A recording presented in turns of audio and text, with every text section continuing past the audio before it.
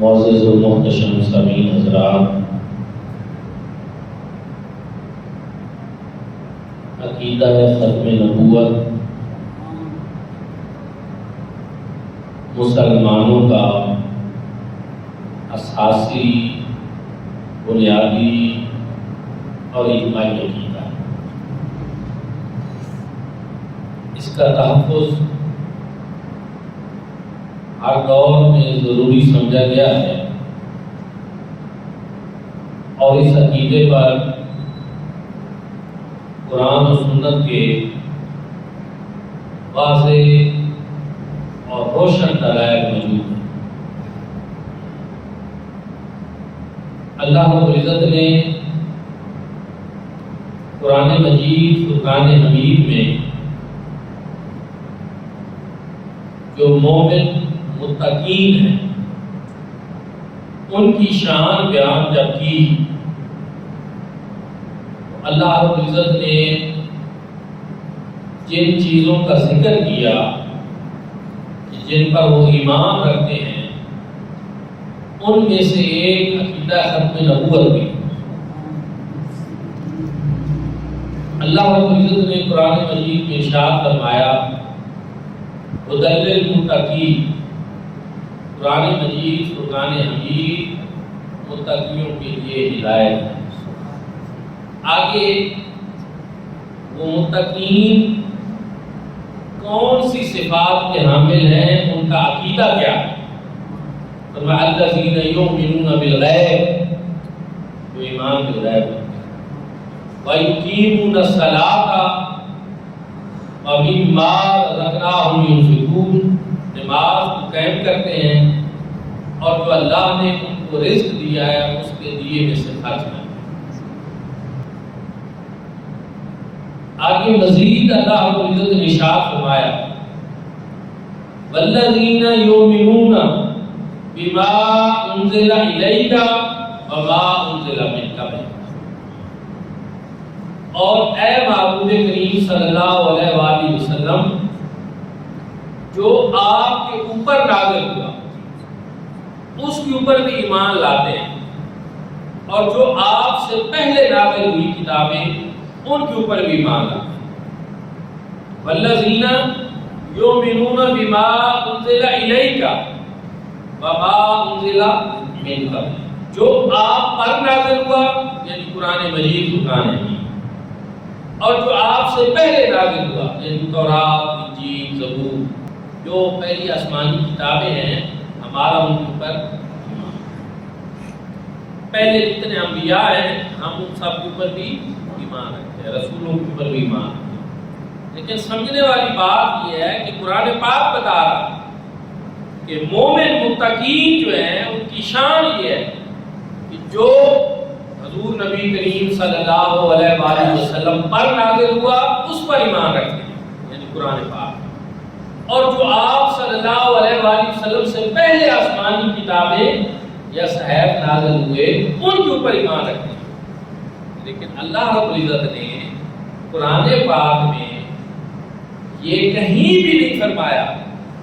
کہ جو محبوب آپ کے بعد کوئی کتاب نازل ہوگی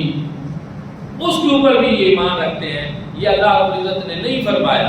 کیوں نہیں فرمایا؟ کیونکہ اللہ رب العزت نے حضور نبی کریم صلی اللہ علیہ وآلہ وسلم پر قرآن نازل کرنے کے بعد کوئی اور کتاب نازل فرمانی نہیں، کیونکہ حضور اللہ رب العزت کی طرف سے خاتم النبیین ہے اور قرآن آخری کتاب۔ اس لیے اللہ رب العزت نے فیصلہ فرما دیا کہ متقین کی نشانی یہ ہے، ان کی شان یہ ہوگی، ان کا عقیدہ یہ ہوگا کہ جو آپ پر نازل ہوا اور جو آپ سے پہلے نازل ہوا اس کے اوپر ایمان رکھیں۔ اس کے بعد کیا ہوگا؟ وبالآخرۃ ہم یوقنون، آخرت کے اوپر پھر یقین رکھیں گے۔ کیونکہ حضور علیہ السلام کے بعد قرآن نازل ہونے کے بعد پھر آخرت ہی ہے، پھر درمیان میں اور کوئی چیز نہیں، نہ کوئی رسول ہے، نہ کوئی نبی ہے، نہ کوئی آسمانی کتاب ہے۔ قرآن اللہ کی آخری کتاب ہے اور حضور نبی کریم صلی اللہ علیہ وسلم خاتم النبیین۔ یہ فیصلہ سورۃ البقرہ کا قرآن کے شروع میں قرآن کے آغاز میں اللہ رب العزت نے متقیوں کے لیے بتا دیا کہ ان کی نشانی یہ ہوگی. اب اہل ایمان کی نشانی یہی ہے، متقیوں کی نشانی یہ ہے. حضور نبی کریم صلی اللہ علیہ وآلہ وسلم کو خاتم النبیین، قرآن مجید کی حفاظت اللہ رب العزت نے اپنے ذمے کیوں لی؟ تورات کس کی کتاب ہے؟ اللہ. انجیل کس کی کتاب ہے؟ وہ بھی اللہ. زبور کس کی کتاب ہے؟ وہ بھی اللہ کا کلام. جو نازل ہوا وہ اصلی تھا اللہ کا تھا، بعد میں جو تعریف ہو گئی وہ تو ایک الگ بات ہے، لیکن آسمانی کتابیں ہیں، اللہ کی نازل کرتا ہے. اور اللہ رب العزت نے ان کتابوں کو بھی نازل کیا، لیکن رب تعالی نے ان کی حفاظت کا ذمہ کیوں نہیں لیا؟ وجہ ایک کے بعد ابھی دوسری کتاب آنی تھی، اور ایک نبی کے بعد ابھی دوسرے نبی نے. جناب موسیٰ علیہ السلام گزر گئے، تورات بھی گزر گئی، اس میں تحریف بھی ہو گئی، اس میں رد و بدل بھی ہو گئی، ساری چیزیں ہو گئی. اللہ نے اس کی حفاظت نہیں کی، کیونکہ اللہ رب العزت نے حضرت عیسیٰ علیہ السلام کو بھیجا اور وہ آ گئے، اور حضرت عیسیٰ علیہ السلام پر انجیل بھی آ گئی. پھر انجیل کی بھی اللہ رب العزت نے حفاظت نہیں کی، تحریف اس میں ہوئی، رد و بدل ہوئی، کیونکہ اللہ رب العزت جانتے تھے کہ اگر اس میں رد و بدل کر دیں گے، تحریف کر دیں گے، اس میں کسی قسم کی تحریف کاری کو کر دیں گے تو کوئی ایسی بات نہیں، ہم حضور خاتم النبیین صلی اللہ علیہ وآلہ وسلم کو بھی بھیجیں گے اور قرآن کو بھیجیں گے. لیکن جب قرآن کی باری آئی اور حضور نبی کریم صلی اللہ علیہ وسلم کی باری آئی تو اللہ رب العزت نے قرآن مجید فرقان امین کی حفاظت کا ذمہ بھی لے لیا اور حضور کی ختم نبوت کا اعلان بھی کروا، تاکہ لوگوں کو پتہ چل جائے کہ اب نبی اور آنا کوئی نہیں، اور کتاب اور آنی کوئی نہیں، خاتم النبیین حضور ہیں، اور قرآن کی حفاظت کا ذمہ اب ہم اس لیے لے رہے ہیں کہ اب قیامت تک کے لیے کوئی اور آسمانی کتاب نازل نہیں ہوگی. اگر کوئی آسمانی کتاب قیامت تک باقی رہے گی تو وہ قرآن مجید ہوگا. اور یہ چیزیں صراحت کے ساتھ، وضاحت کے ساتھ قرآن مجید فرقان حمید میں موجود ہے. اِنَّا نَحْنُ نَزَّلْنَا الذِّكْرَ وَإِنَّا لَهُ لَحَافِظُونَ، بے شک ہم ہی نے اس ذکر یعنی قرآن مجید کو نازل کیا اور ہم ہی اس کی حفاظت کرتے ہیں. آپ مفسرین کرام کو پڑھیں، جہاں انہوں نے حفاظت قرآن کی حکمتیں بیان کی ہیں کہ اللہ نے اس کی حفاظت کا ذمہ کیوں لیا. اس کی بہت ساری حکمتیں ہیں. حضور کی اداؤں کو قیامت تک محفوظ کرنا تھا، یہ بھی ایک حکمت ہے. قرآن مجید فرقان حمید اللہ رب العزت کی آخری کتاب ہے، یہ بھی ایک بہت بڑی حکمت ہے، کیونکہ اور کوئی کتاب نازل نہیں ہونی تھی اور حضور خاتم النبیین. اس لیے قرآن کی حفاظت بھی حضور نبی کریم صلی اللہ علیہ وسلم کی ختم نبوت کی بہت بڑی دلیل. دوستان ذوالفقار، اب کوئی کتاب لے کر پھرے، وہ کتاب جیلی قرآن کے علاوہ. اب کوئی کہے کہ یہ آسمانی کتاب ہے، ہم اس کو تسلیم نہیں کریں. اب بات سمجھنا کیوں، اس لیے اللہ رب العزت نے روز میثاق عالم ارواح حضور نبی کریم صلی اللہ علیہ وسلم کی ختم نبوت کا اعلان بھی کر دیا، اور ساتھ یہ بھی بتا دیا کہ یہ میرا رسول وہ ہے جو نبیوں کی نبوت، رسولوں کی رسالت اور ان کے اوپر نازل ہونے والی آسمانی کتابوں کی تصدیق فرمائے. یہ کوئی مذاق تو نہیں ہے نا کہ جو کھڑا ہو جائے گا میں بھی نبی ہوں، میری کتاب بھی آسمانی کتاب ہے. نہیں، اس کے لیے ضروری ہے کہ اس کے اوپر مصطفیٰ کریم صلی اللہ علیہ وسلم کی تصدیق. کیسے؟ سنیں قرآن پاک. اللہ رب العزت نے ارشاد فرمایا وَإِذَا أَخَذَ اللَّهُ مِيثَاقَ النَّبِيِّينَ، یاد کرو وہ وقت جب اللہ رب العزت نے انبیاء کرام سے پختہ وعدہ، لَمَا آتَيْتُكُم مِّن كِتَابٍ وَحِکْمَةٍ،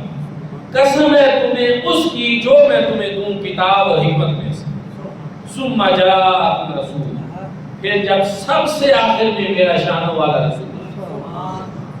ایک تو یہ سما کا لفظ جو ہے قرآن مجید فرقان حمید میں، یہ سما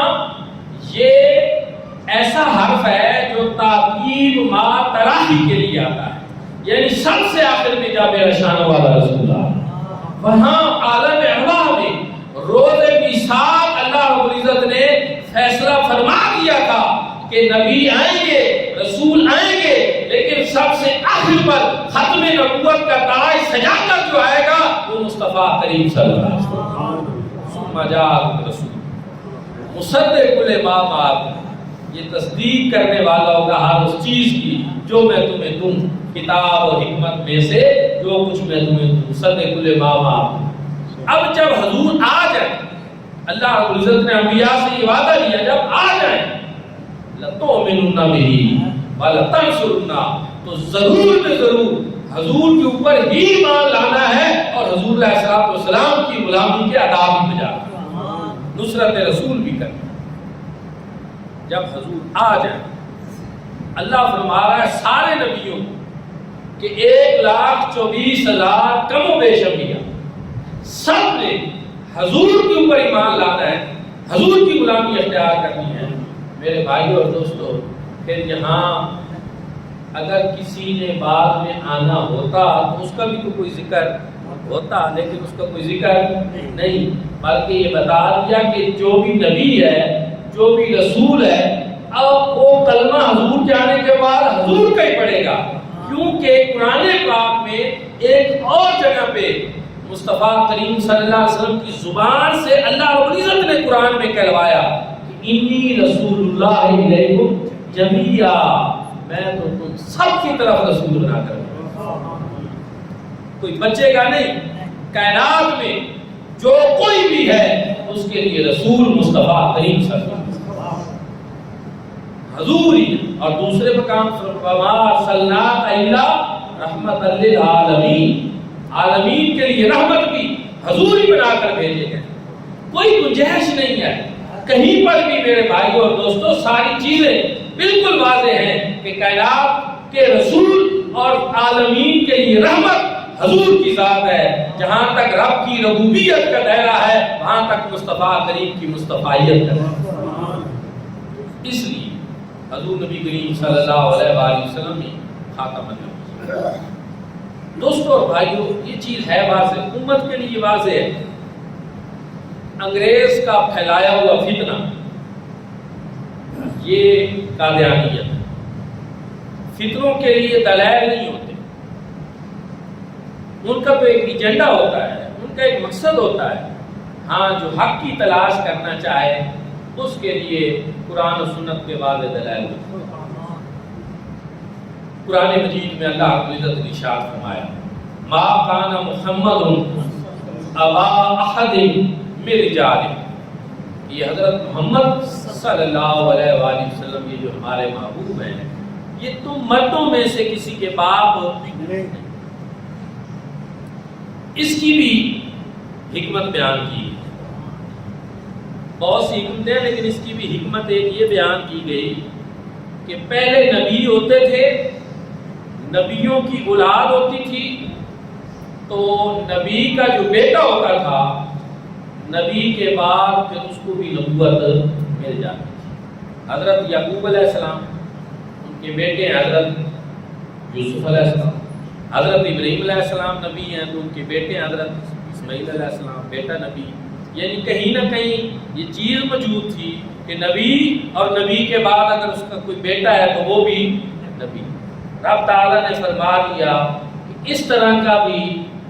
تمہیں کوئی وہم نہ ہو،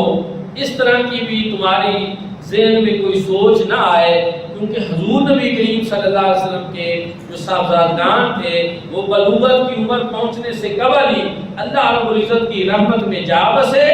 اور حضرت زید کو منہ بیلا بیٹا کہا گیا، تو کسی کو یہ نہ ہو کہ حضور صلی اللہ علیہ وسلم کا کوئی بیٹا ہے اور بعد میں وہ نبوت کا دعویٰ کر دے، کیونکہ نبی کے بعد نبی کے بیٹے بھی نبی ہوتے آئے ہیں۔ تو اللہ رب العزت نے اس وہم اور شک کو بھی دور کر دیا اور بتا دیا کہ ما کان محمد ابا احد من رجالکم، جو ہمارے محبوب محمد صلی اللہ علیہ وآلہ وسلم ہیں یہ تو مردوں میں سے کسی کے باپ نہیں. پھر کیا ہے؟ ولیکن رسول اللہ، یہ اللہ کے رسول. مردوں کے باپ ہونے کی نفی کی لیکن اللہ کے رسول ہونے کا اس بات کیا کہ ولیکن رسول اللہ ہے، یہ اللہ کے رسول ہیں. لیکن ایک اور بات کہ ابھی ذہن میں یہ آ سکتا تھا کہ رسول آئے، 313 رسولان نظام ہے نا، کہ رسول بھی آئے تو ایک رسول کے بعد پھر کچھ عرصے بعد دوسرا رسول آ گیا، پھر تیسرا آ گیا، تو رسولوں کے بعد رسول بھی آتے رہے. تو کیا یہ بھی ایسے رسول ہیں کہ جن کے بعد کسی اور رسول کے آنے کی کوئی گنجائش باقی ہو، یا کوئی ایسا سلسلہ ہو، یا اس طرح کی کوئی بات ہو؟ اللہ رب العزت نے فرمایا ولیکن رسول اللہ ہے، یہ اللہ کے رسول تو ہیں لیکن کیا ہے؟ وخاتم النبیین، اور ختم نبوت کا تاج بھی سجائے. یہ ایسے رسول ہیں کہ جو ختم نبوت کا تاج سجائے. اب نہ کوئی اور رسول آئے گا اور نہ کوئی اور نبی آئے گا، یہی اللہ کے رسول ہیں اور یہی اللہ کے نبی. ولیکن رسول اللہ وخاتم النبیین. قرآن کی اس آیت نے سارے مسئلوں کو حل کر اور واضح فرما دیا کہ اللہ کے رسول بھی حضور ہیں اور خاتم النبیین بھی حضور. ختم نبوت کا تاج بھی انہی کے ساتھ.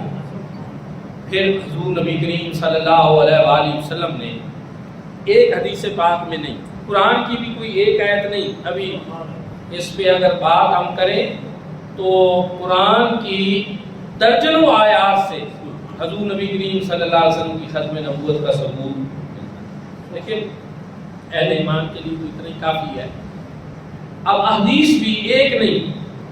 بہت سی حدیث ہیں، لیکن ایک حدیث تو ایسی ہے جس نے اس سارے مسئلے کو اس انداز میں حل کیا کہ ایک بندہ کہتا ہے کہ میں کم پڑھا لکھا ہوں، مجھے زیادہ دلائل سمجھ نہیں آتے. حضور نبی کریم صلی اللہ علیہ وسلم کی حکمت بھری زبان، خوش بال گفتگو اور جوامع الکلم نے ایسا مسئلہ آسان کیا کہ عام ان پڑھ سا آدمی بھی اس بات کو سمجھ سکتا. حضور نبی کریم صلی اللہ علیہ وسلم نے فرمایا ایک شخص نے محل بنایا اور ایک بندہ آئے اور اس کے ارد گرد چکر لگائے اور اس کی تعریف کرے کہ یار یہ محل یہ بہت خوبصورت محل ہے، بڑا اچھا بنایا گیا ہے. لیکن اس محل پورے کو تیار کر کے خوبصورت اس کی ایک جگہ سے ایک اینٹ کی جگہ خالی چھوڑ دی گئی. پورا محل تیار ہو اور اس کی ایک جگہ سے صرف ایک اینٹ کی جگہ خالی چھوڑ دی گئی ہو. وہ دیکھنے والا چکر لگائے اور کہے کہ یار یہ تو بڑا خوبصورت محل ہے لیکن اس میں ابھی ایک اینٹ کی جگہ باقی ہے. حضور نبی کریم صلی اللہ علیہ وسلم نے فرمایا لوگوں وہ جو آخری اینٹ کی جگہ باقی تھی نا، وہ نبوت کے محل میں اللہ رب العزت نے میری صورت میں وہ آخری اینٹ بھی لگا. اب قصر نبوت مکمل ہے. یہ دیوار ہے، یہ بن چکی ہے، مکمل ہے. اب بات سمجھنا، اس میں نئی اینٹ داخل کرنے کے لیے پہلے کسی اینٹ کو یہاں سے نکالنا پڑے. یعنی نبوت کا محل جب مکمل ہو چکا ہے تو اب نیا نبی کوئی ماننے کے لیے ضروری ہے کہ اس قصر نبوت سے پہلے کسی نبی کا انکار کیا جائے، اس کو نکالا جائے اور اس کی جگہ پہ داخل کیا جائے. اور جب کوئی نبی کی نبوت کا انکار کرے گا پھر بھی کفر، جب غیر نبی کو نبی مانے گا پھر بھی کفر. تو پھر بات بچتی کوئی نہیں. قصر نبوت مکمل ہو چکا ہے، اللہ نے نبوت کا محل مکمل کر دیا ہے اور حضور نے فرمایا ایک آخری اینٹ کی جگہ باقی تھی، اللہ نے میری صورت میں وہ آخری اینٹ بھی لگا. نعرہ تکبیر، اللہ اکبر، نعرہ رسالت یا رسول اللہ، تاجدار ختم نبوت زندہ باد، زندہ تاجدار ختم نبوت زندہ باد، زندہ. اسی طرح حضور نبی کریم صلی اللہ علیہ وآلہ وسلم نے ارشاد فرمایا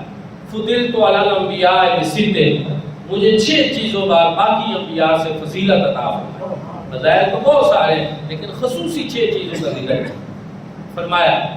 اوتی تو جوامع الکلم، مجھے جوامع الکلم عطا فرمائے گئے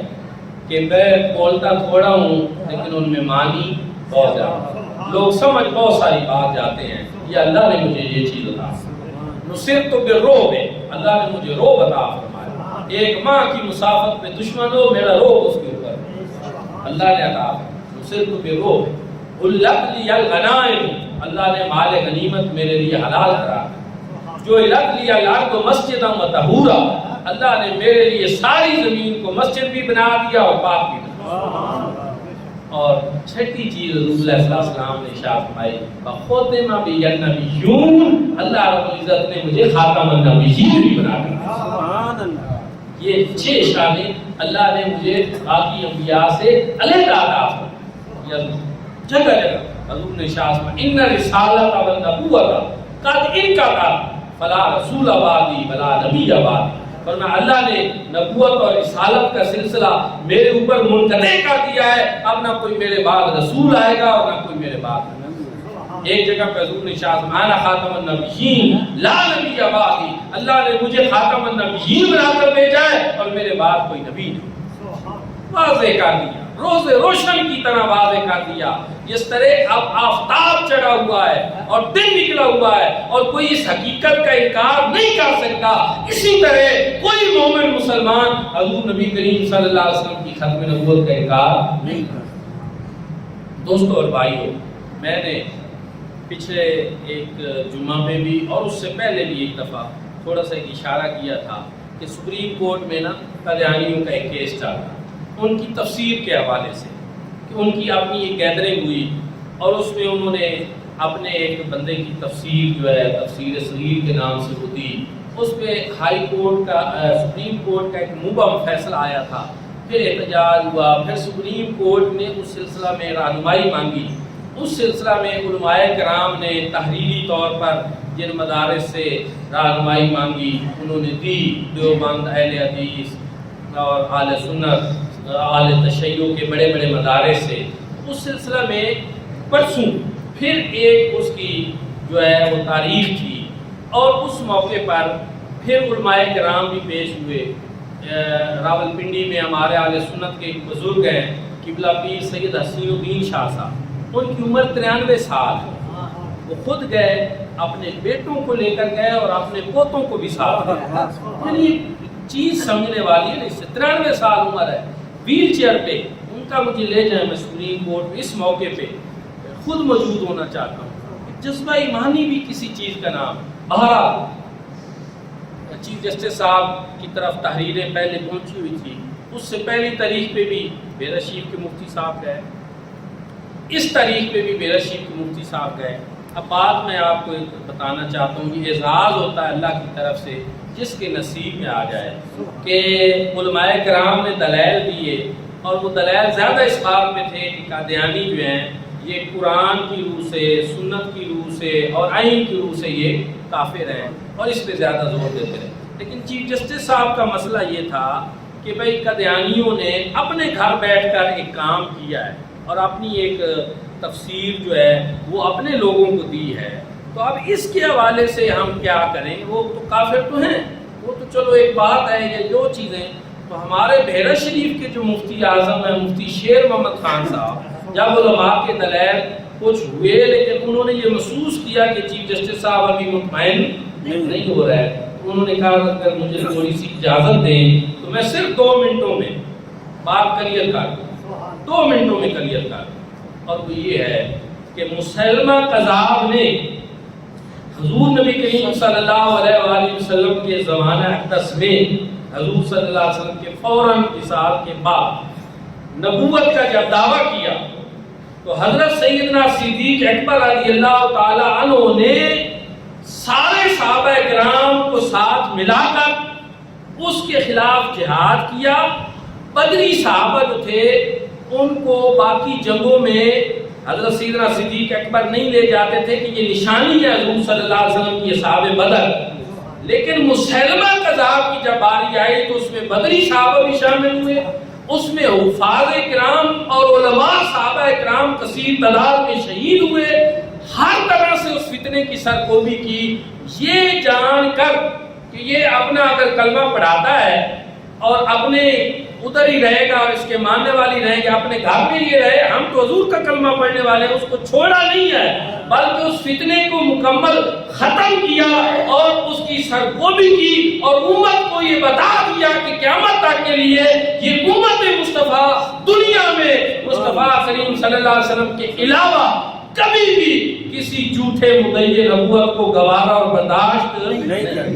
نہ اس کی تعلیمات کو، نہ اس کے ماننے والوں کو، اور یہ ہو نہیں سکتا۔ ایک تو سارے صحابہ کا اس پر اجماع تھا اور سب نے حضرت سیدنا صدیق اکبر کی تائید کی تھی، اجماع صحابہ ہوا تھا کہ جو بھی جھوٹا مدعی نبوت ہے اس کے خلاف عالم جہاد بلند ہونا چاہیے۔ دوسری چیز یہ کہ اپنی جگہ وہ اپنی تبلیغ کر لیں، تو آپ نے مفتی صاحب ہمارے نے کہا کہ مسجد درار بنی اور وہ منافقین کی مسجد تھی اور نام مسجد کا تھا، بنائی اسلام کے نام پہ گئی تھی، لیکن اس میں اللہ اور اس کے رسول صلی اللہ علیہ وسلم کے خلاف دشمنی کی باتیں ہونی تھی۔ اللہ نے اپنے محبوب کو روک دیا کہ لا تکن فی ابدا،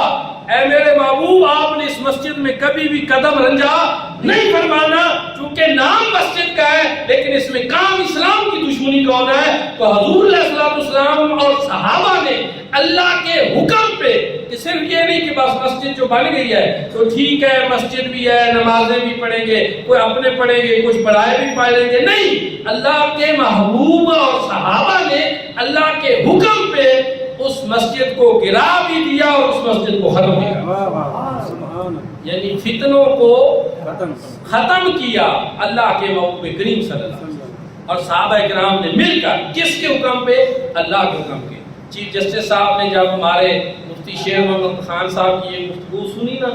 انہوں نے کہا مفتی صاحب اب مجھے شرح صدر حاصل ہو گیا، اب مجھے جو مسئلہ درپیش تھا اس کا وہ میرے اوپر کلیئر ہو گیا اور میں آپ کا شکریہ۔ دوستان ذوالفقار، یہ ختم نبوت کا مسئلہ واضح ہے، اور ہمارے مفتی صاحب جب میرا شریف آئے، اساتذہ طلباء نے ان کا استقبال کیا، اور حضور ضیاء الامت کے صاحبزادے حضرت